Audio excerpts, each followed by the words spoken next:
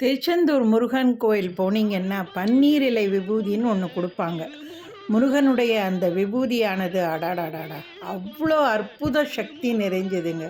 பேசக்கூடிய தெய்வம், நடமாடும் தெய்வம், நம்மளை காக்கும் தெய்வங்க அந்த பன்னீர் இலை விபூதிங்கிறது.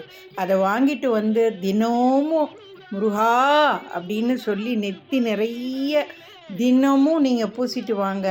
வாழ்க்கையில் என்னென்ன மாற்றம் நடக்குதுன்னு நம்ம நினச்சிக்கிட்டு இருக்கோம். பணம் தான் வாழ்க்கை, வசதி தான் வாழ்க்கை, காரு பங்களா தான் வாழ்க்கைன்னு நம்ம நினச்சிக்கிட்டு இருக்கோம்.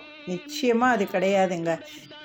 அதையும் தாண்டி வாழ்க்கை என்னங்கிறத நமக்கு புரிய வச்சு நம்மளை என்னென்னைக்கும் காக்கிற தெய்வங்க இந்த முருகக்கடவுள். ஸோ பன்னீர் இலை விபூதி கிடச்சிதுன்னா கண்டிப்பாக அதை தவற விடாமல் வாங்கிட்டு வந்து தினமும் அந்த விபூதியை பூசிட்டு வாங்க.